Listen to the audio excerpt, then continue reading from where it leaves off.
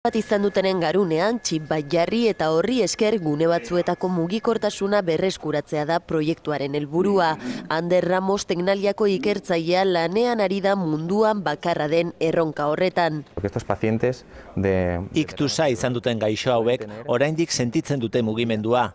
Hortaz, guk egiten duguna da neurona sarearekin zubilana. Es decir, lo único que hacemos es una parte pequeña de lo que es la red neuronal, la estamos puenteando. El resto está intacta.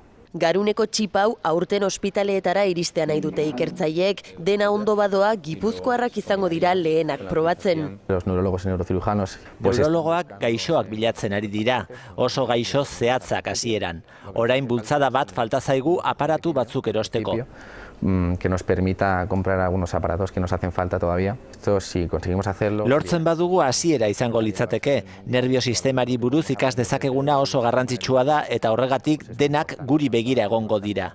Teknaliarekin batera lanean ari dira Alemanian Tübingako Unibertsitatea eta Berkeleykoa Estatu Batuetan. Lortuz gero argi dute izugarrizko aurrera pausua izango dela infarto zerebral bat izan dutenentzat.